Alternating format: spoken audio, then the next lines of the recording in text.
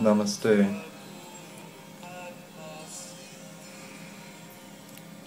This video is to tell you a bit about myself, a little bit more about my own story, my life, where I came from, some of the challenges I've been through, and where I'm heading to.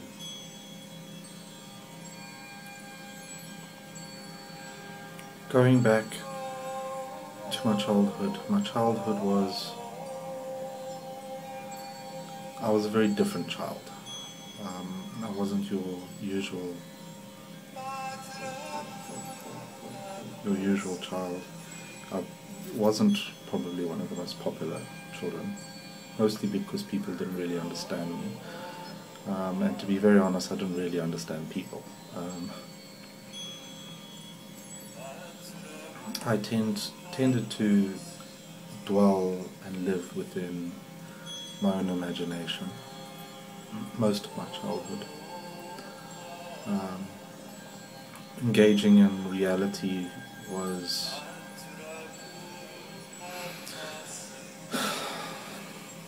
I suppose in a lot of ways frightening. Reality seems so full of pain and suffering that existing within my imagination seemed so much easier. So, well, that's what I did. So, ironically, it has made me a little bit more of an introvert, but it has served me hugely, being in my imagination. As a result, I am a very creative person.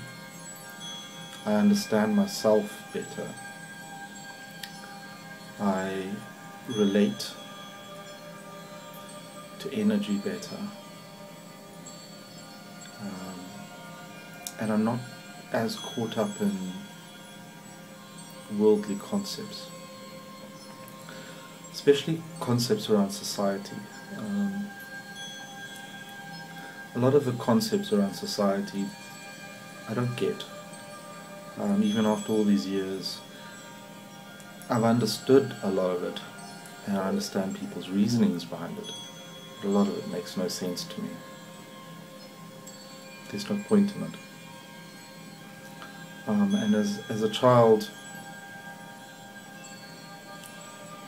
I had my own ideals on how I saw the world.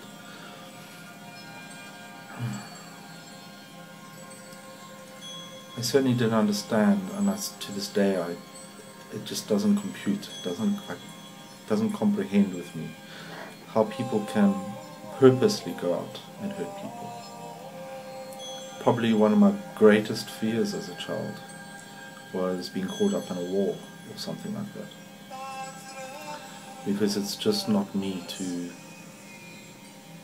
I couldn't bring myself to taking another life. It's just not something that would ever compute within me. And I don't understand why people would even want to be in a war. These are my own, this is my own outlook, my own understanding of life. We all have our own understanding. So please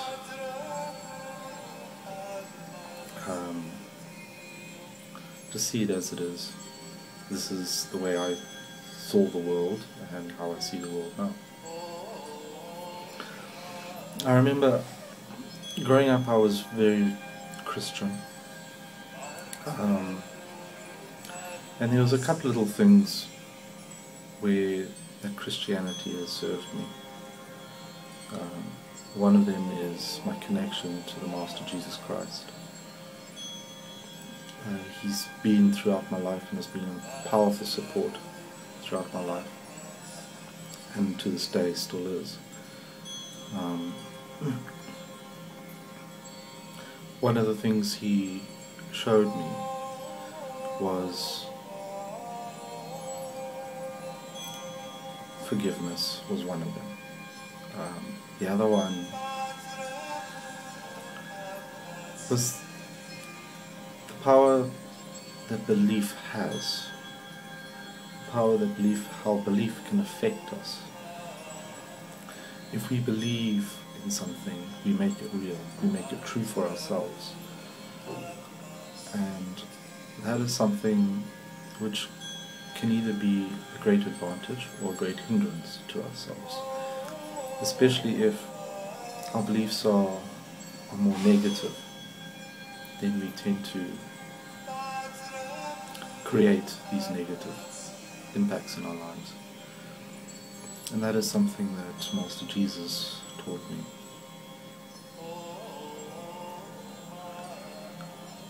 I also, growing up, had a powerful sense of beings. I didn't always see them, but sometimes I would see a light, or I'd see shadows. I would see lights around people. Their aura, which I later discovered was what it was. I could, when I used to speak to Master Jesus, I used to actually talk to him, and I could actually hear him communicating back with me. Sometimes it would be a thought that popped into my head, and sometimes it would be a voice that I would hear physically in the ear. Strangely enough, I kind of thought that everyone had this ability. It was only when I got a lot older I suddenly started realizing, hold on, something is missing here. It wasn't something that I ever spoke about much, but I knew it was there, and I used to communicate with God in that way. So I've always had this connection, this communication, which has been there. During my teenage years, that connection dwindled dramatically. I didn't really talk that much as I became an adolescent. A lot of things happened during my adolescence. One of them was I struggled immensely with my sexuality. I knew that I was different, I knew that I was gay, but being Christian, it was wrong, it was evil, and I still had a lot of strong beliefs about being gay, believing that I was going to burn in hell, and believing that God was going to send me there. Yet, this created a massive conflict in me, as my beliefs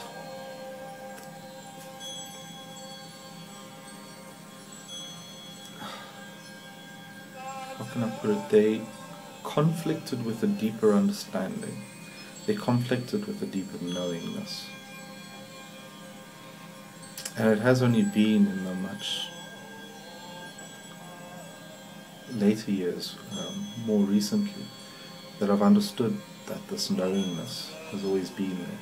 This deeper understanding of truth has always been there. It's never not been there. This connection to the divine has always been there, and this connection will never go. It's there, it's always been there, it will always be there. You know, now looking back, I am so grateful for having gone through the struggles that I went through during my teenage life. I'm so grateful that I struggled with my sexuality. I look at it now and see it as being a gift that I received, because it pulled me out of mainstream religion, it pulled me out of mainstream concepts about society. It pulled me out of these patterns where you start thinking that people are evil or wrong. And it pulled me into a place of tolerance and a place of self-discovery. Getting older, I still battled with my sexuality, and then also battled with my concepts around religion, as whether I was going to burn down hell because I had left Christianity, because that was so entrenched within my belief structures. I became agnostic, what they call agnostic, where you know God is there, you just don't know what to believe. So I went looking for the right path.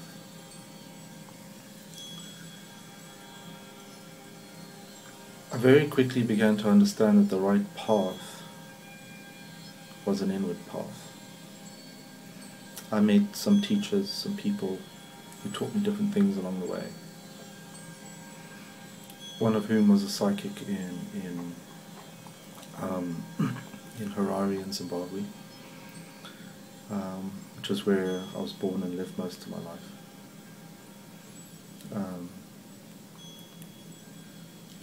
She started to teach me to understand the images that I saw, started to teach me how to connect more powerfully and more truly to the spirit realm. And I will never forget the day that I was going to what they call a circle, the one evening, a meditation circle. My first time, I was nervous, scared, not sure what to expect, not sure whether I was doing the right thing or the wrong thing, not sure whether or not doing this was evil or something. And I got into my car and I started driving there, and I remember distinctively saying, God, if you don't want me to go do this, stop me. Give me a sign, any sign, the smallest sign, and then I know that you don't want me to go. And I'll turn around and I'll go home. And every robot on the way there was green. Every single one. I didn't get one red or even amber robot on the way to her house. There was practically no traffic on the roads. I was able to drive at a comfortable speed. And the whole time I kept asking, if you don't want me to go, show me a sign. Show me a sign if you don't want me to go. I arrived there. It was quite busy. There was a number of people that had already arrived. But there was one space, perfect parking, just almost as though it was there for me. I just drove in and parked. I went inside. I was nervous, very nervous. Everyone was so happy and kind and so welcoming. Very, very welcoming. So it started to ease a bit. I sat down in the circle, and the first thing they did was they recited the Lord's Prayer. And coming from a Christian background, that was hugely, for me, probably one of the biggest signs that just sort of relaxed me instantly and made me realize, okay, hold on, I'm in the right place. We went into a meditation. I can't remember the details of the meditation or what actually else happened that evening. I do remember the channeling. When Barbara started channeling her spirit guide, at first that was a little bit, I became nervous again around that as to what was she doing and what was happening. The concept of it scared me, like, is she calling in demons or something scary and demonic out there? But the message that came through, I can't even remember what the message was, but what I remember very clearly was how I felt about this message. Every ounce of my body, my mind, my heart, and coming back to that deeper knowingness, everything that was said was so linked into that deeper knowingness. And it was about love, it was about compassion. It was about being compassionate with people, to people, acceptance of all, tolerance, peace. And that rung so deep within me, I knew I was in the right place. Moving forward, I learned quite a lot there. It was over that period that I connected with the Archangel Michael, the Archangel Gabriel. When I connected with the Archangel Gabriel, I realized that I'd been seeing Gabriel from a child. Many times I would get this glimpse of this being, and I realized that this being was the Archangel Gabriel. Jesus Christ was still with me. I connected to many other guides over the years.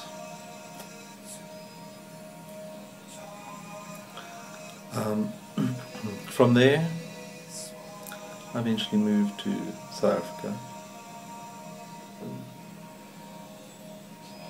and I joined another meditation group, and that was just a continuation of that journey. Not too long after that, the secret came out, and the secret, we started learning about using thoughts, thought processes, and how thoughts affect our reality. And this was quite a life-changing experience. And then not long after that, the teachings of Eckhart Tolle.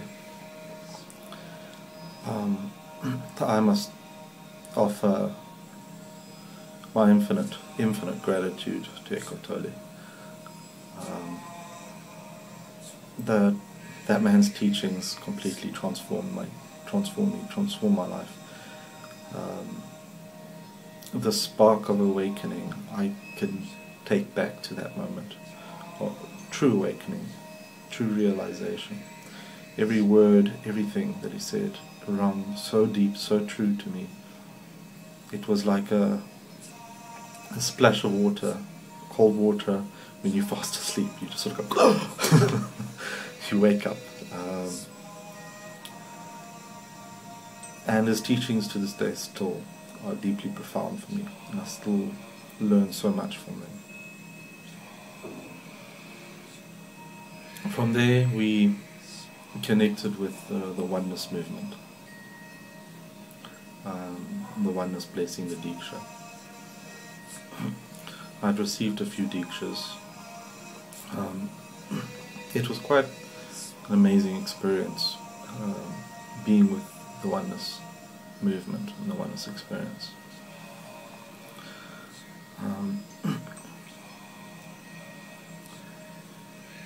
I think between the teachings of Eckhart Tolle and connecting with the oneness blessing, it totally shifted my consciousness. It opened me up to a whole new reality. A reality I was already aware of, but it made it so much deeper. Because it was not long after connecting with the oneness movement that we got instruction from Lord Ashtar and Archangel Michael to start trying to ground this energy. We did not fully understand at the time what it was we were doing. We thought that we were working with the oneness energy at the time.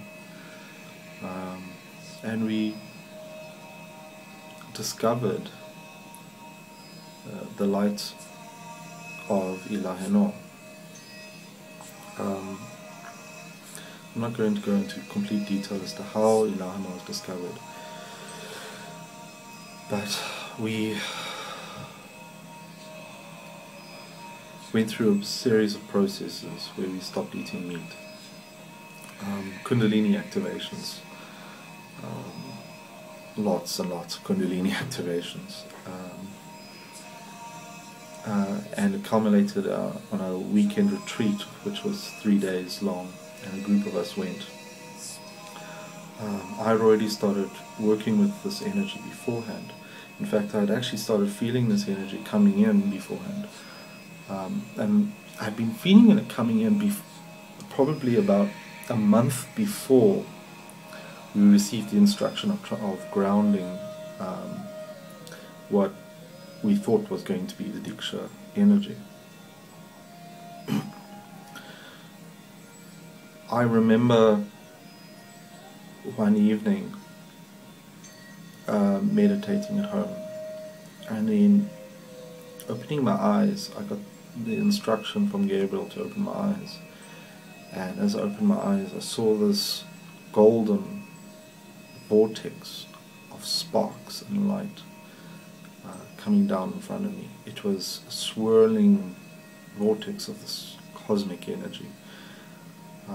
I thought that it was the Diksha at the time, not fully understanding what it was. We went to, that was the first time that I actually realized that I was connecting very deeply with this energy. I was able to give myself a blessing with this energy, and I found it incredibly powerful.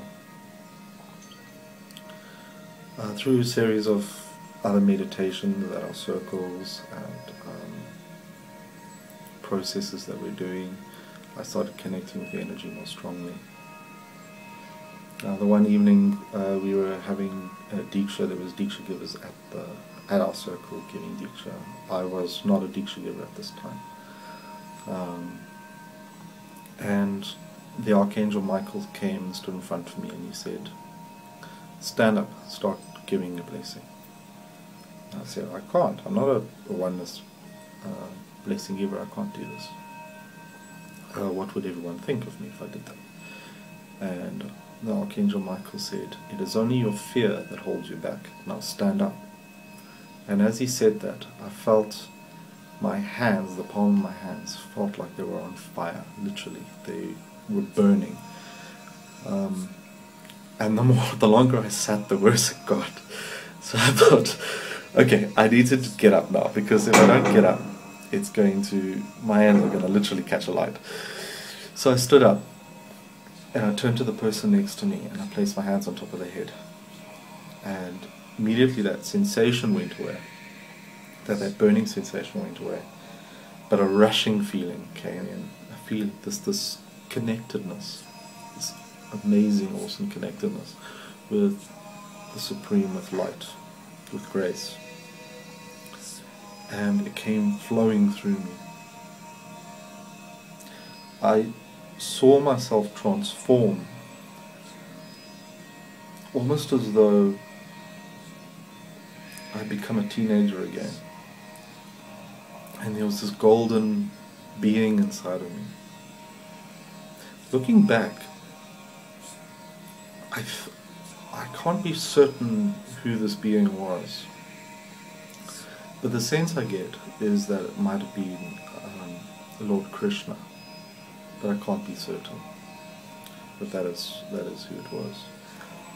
But there was this naughtiness within him, and a naughty, mischievous energy, yet at the same time profound and powerful. And as I went around the circle giving the blessing, the energy got stronger and stronger and stronger.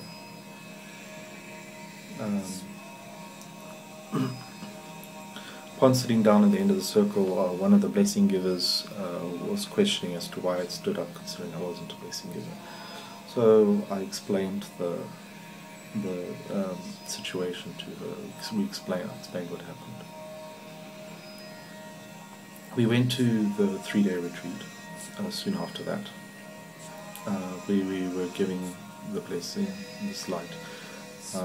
There was one Diksha giver at this event, but they refrained from doing any energy work at all. They stayed there, just seated and received. while the rest of us continue to work with this energy. I completely transformed. Actually, there was a number of times I've sensed myself completely transformed whilst I was there, but probably one of the most memorable moments was when I changed into the Archangel Gabriel, and it was kind of a bizarre feeling. I was surrounded by the most beautiful white light, and I could feel her wings, I could feel her dress. With my eyes open, I looked down, I could see the white dress that she was wearing. I could see my toes, or her toes, flowing underneath the dress. I felt my sense of gravity change as I became female. It was quite a phenomenal experience.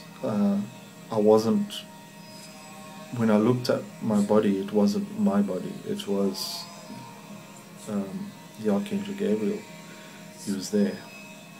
It was almost as though I was inside of her, as opposed to her being inside me, or next to me, or with me. I was inside of her. One of the blessings we gave in this experience, when Gabriel placed her hands, it's kind of strange because it feels like it wasn't mine, but it was me at the time. Placed my hands on the one lady who I was giving the blessing to, on her head, and she started to shake as her Kundalini began to rise. Gabriel said, let's give her an experience, and she flipped open her wings, just wide, and all I saw was just this most amazing bright white light. The lady below me was shaking incessantly from the Kundalini being literally dancing and completely activated. At the end of that session, we discovered a little white feather on her shoulder. Coincidence? Maybe, maybe not, I don't know. I believe that particular experience, that white feather, was a manifestation of that experience. Who knows? That's how I see it, at least. It was after that we discovered, through various channelings, that what the energy we connected to was not the oneness blessing as such, but a completely different energy, an energy that was originated in Africa. An old, ancient energy was one of the things they said. Gabriel and Michael and all of them were very specific in saying, not giving it a name, calling it grace, because we were quite persistent in giving it a name. The day after we had one of these meditations where they were quite specific about us not giving a name, I was at work using Google and the search engine, and I can't remember what I typed, but I typed something, and what caught my eye was the web address Ilahinoor.net, and I thought, what is that? And I clicked it, and as I opened it up, I suddenly started reading as to what it was, and as I started reading it, I heard Archangel Gabriel.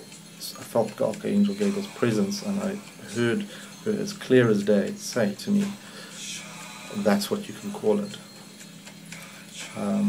In that moment I had goosebumps, literally, my whole body was just in goosebumps. My business partner, we also do a lot of the meditation groups together. I was very excited and told him, this is what I've discovered, what Archangel Gabriel said. And the more I read about the energy Ilahinoor, the more it started to resonate with me as to, this is the same there's so much here which is so similar to that energy that we started working with. I started to notice, as time went on, we started working with the energy a little bit more, and with the oneness blessing.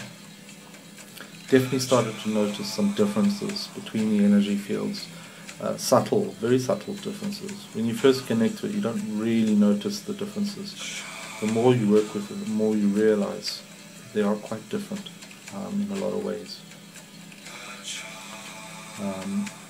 For a long time I was kind of a little bit skeptical as to whether or not this energy really can be used as a means for awakening. But the more I started seeing my own transformation, working with the energy, I realized that it really can be used as a means for transformation, a means of awakening, enlightenment, God realization, whatever you want to call it, self-realization.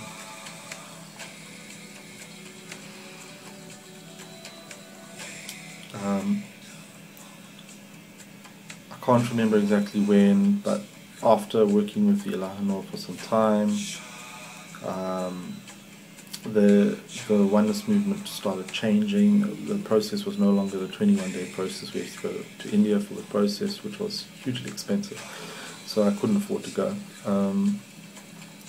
They had opened it up and created the oneness trainers, and it was through that process that I got initiated as a oneness blessing giver.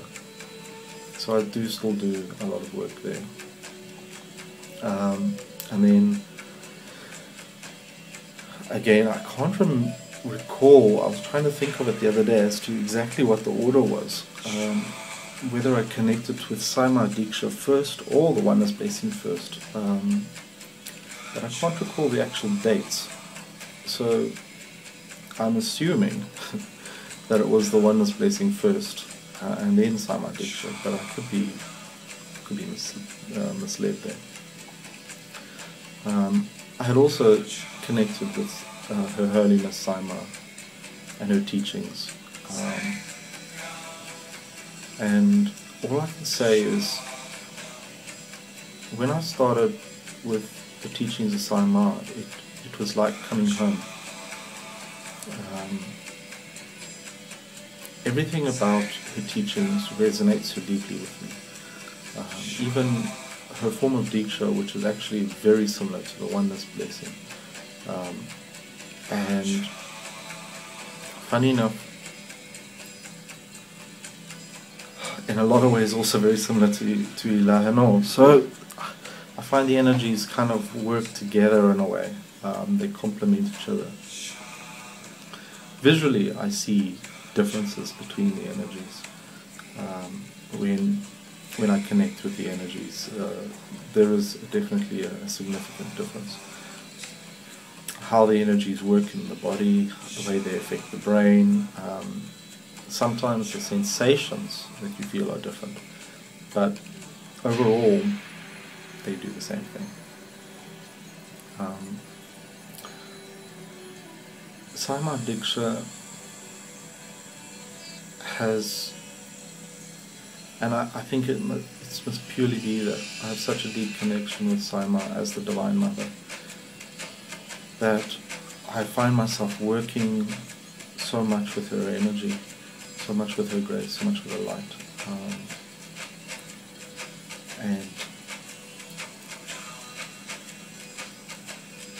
whilst communicating with Gabriel about the journey that I've been on, Gabriel has said to me that she specifically brought me to Saima.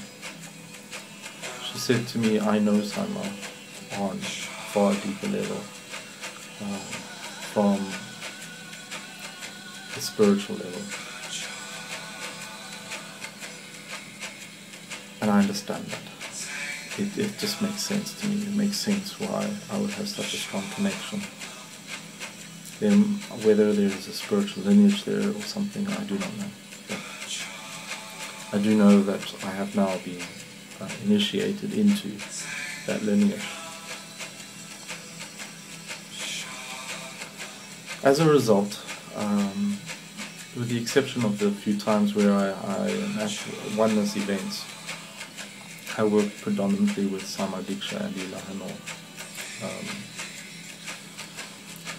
The reason I don't work with Sama Diksha so much on my YouTube videos is purely because Sama is already doing such a phenomenal job with Sama Diksha. The oneness blessing is so well known. It's the work that has been done is phenomenal. There's no need for any work there. For Ilahinoor,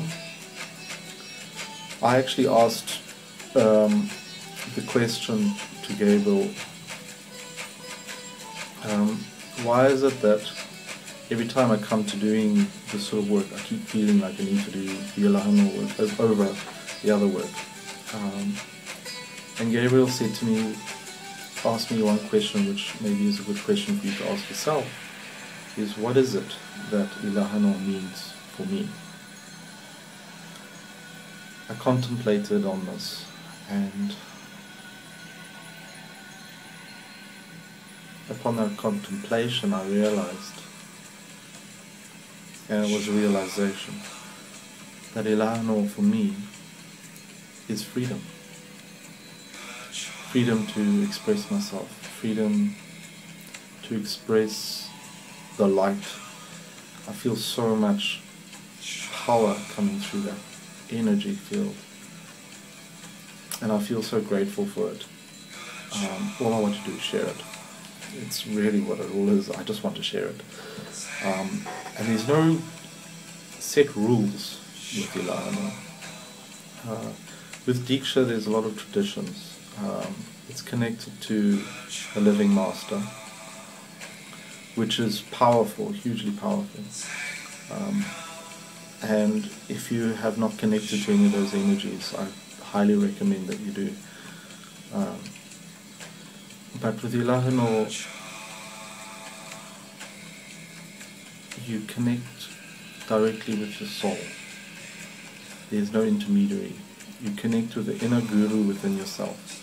Now that I've just said that, it is also important to realize that both oneness movement and Sama do not, under any circumstances, force you to take on either of them as your guru. If anything, they promote constantly, and it is their mission for you to be completely in connect with your own soul, and to be connected with your own inner guru, with God, Source, Self.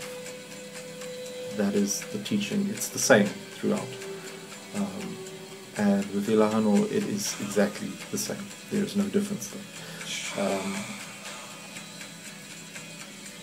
I think, though, it is difficult for some people to get past the idea of going to see a guru. It is becoming a lot easier for people now, as consciousness is beginning to shift. People are beginning to realize that we're all capable of being avatars, we're all capable of being gurus. In so many ways we already are.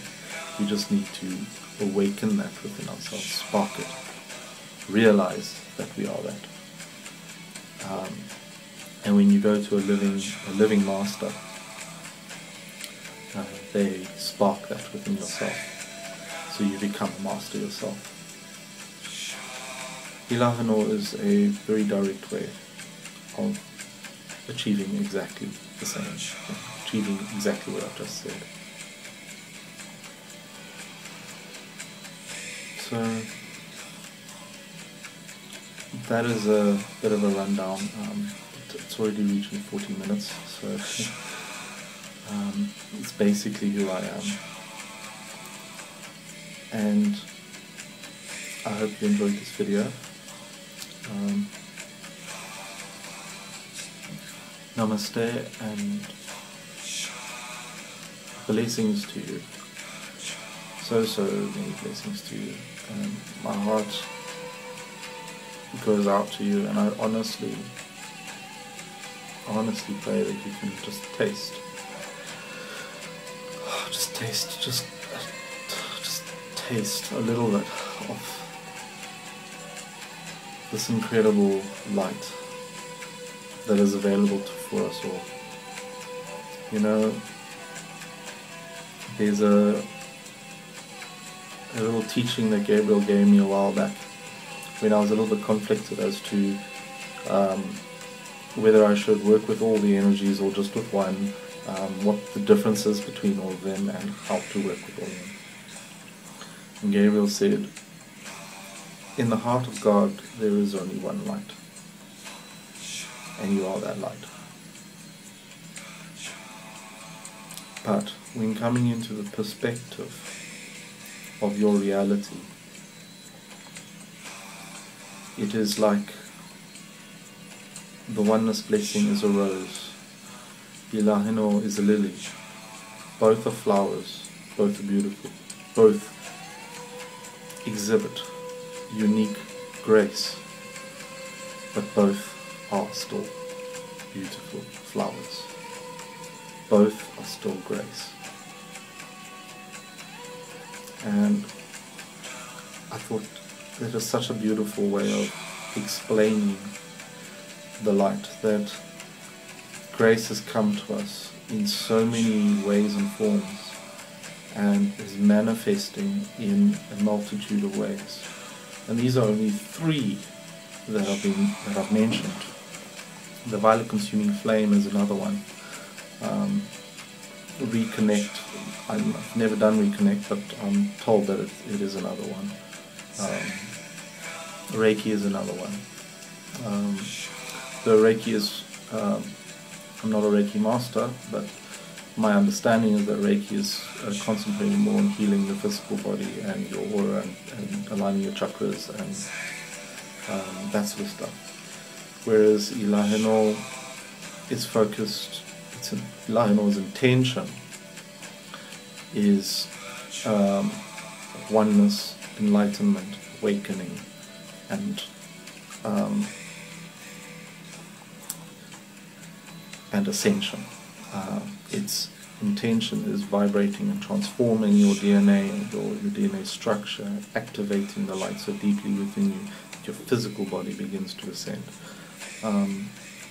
But there are two types of ascension. There's ascension of the physical body and ascension of the soul.